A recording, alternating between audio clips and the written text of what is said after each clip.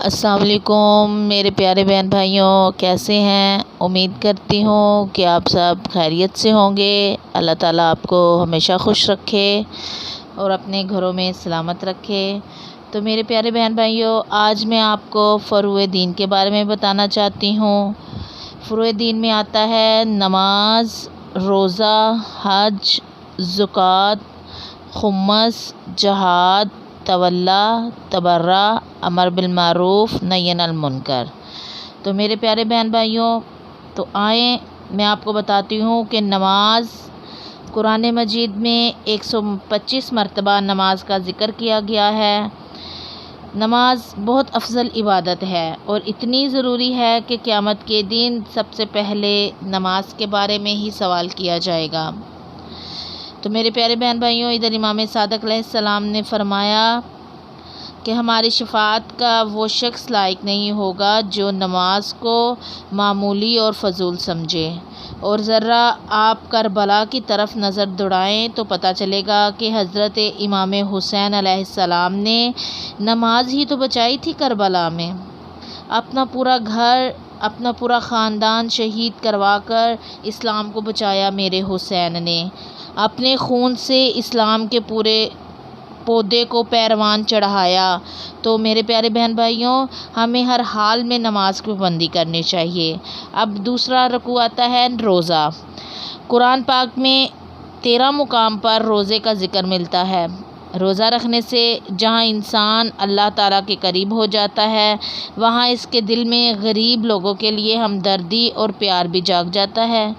اسے احساس ہوتا ہے کہ ایسے غریب زندگی گزارتا ہے، سب کچھ ہونے کے باوجود وقت سے پہلے کھانا نہ کھانا یہ ثابت کرتا ہے کہ ہمارا اللہ پر ایمان کتنا مضبوط ہے اور صبر کی صفت پیدا کرتا ہے۔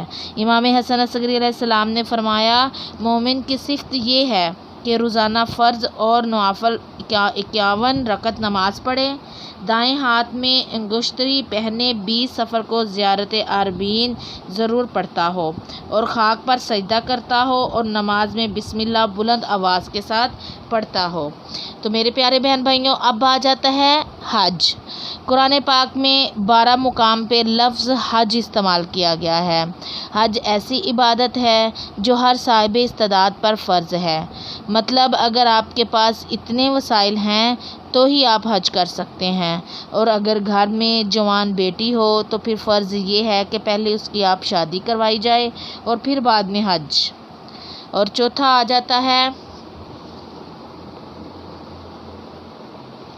اب پانچواں آ جاتا ہے زکوٰۃ۔ قرآن مجید میں 32 مقام پر زکوٰۃ کا ذکر کیا گیا ہے۔ یہ غریبوں کا حق ہوتا ہے اور یہ بھی صاحب استعداد ہونے کی صورت میں فرض ہے۔ اللہ کی راہ میں دینے سے اللہ کا قرب بھی حاصل ہوتا ہے۔ اب آ جاتا ہے پانچواں، خمس۔ قرآن پاک میں ایک مقام پر خمس کا ذکر کیا گیا ہے، اور ضروری بات یہ ہے میرے پیارے بہن بھائیوں کہ یہ جو مالیت میں حصہ نکالا جاتا ہے یہ ہر کسی کو نہیں دیا جا سکتا، یہ صرف اور صرف سید لوگ جو ہوتے ہیں ان کو دیا جاتا ہے، یہ ان کا حق ہوتا ہے۔ اب آ جاتا ہے چھٹا، جہاد۔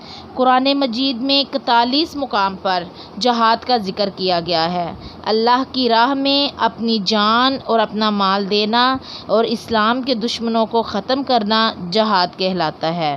یاد رکھیے میرے پیارے بہن بھائیوں، اپنی ذاتی دشمنی کی وجہ سے نہیں بلکہ اسلام کی خاطر جو جان قربان کرنا جہاد کہلاتا ہے۔ پھر آ جاتا ہے تولا۔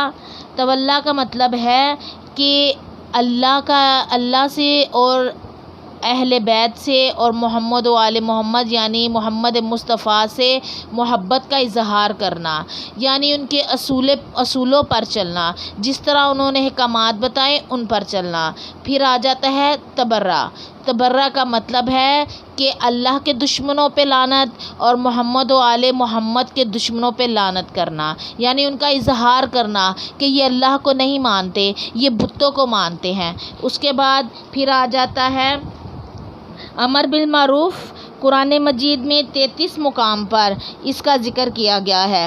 خود بھی نیکی کرنا، امر بالمعروف کا مطلب ہے خود بھی نیکی کرنا اور اچھے کام کرنا، اور دوسروں کو بھی اس بات کی تلقین کرنا کہ نیکیاں کریں۔ اور اس کے بعد پھر آ جاتے ہیں نہی عن المنکر، یعنی قرآن مجید میں 6 مقام پر اس کا ذکر کیا گیا ہے، اور سورہ عصر کا ترجمہ ہے اور دوسرے لوگوں کو بھی منع کریں۔ میں بتایا گیا ہے کہ بسم اللہ الرحمن الرحیم والعصر ان الانسان لفی خسر الا الذین آمنوا وعملوا الصالحات وتواصوا بالحق وتواصوا بالصبر، کہ اللہ کے نام سے ابتدا ہوتی ہے جو مہربان اور رحم کرنے والا ہے۔ ان الانسانی، انسان، لافی خسر، زمانے کی قسم انسان یقیناً نقصان میں ہے۔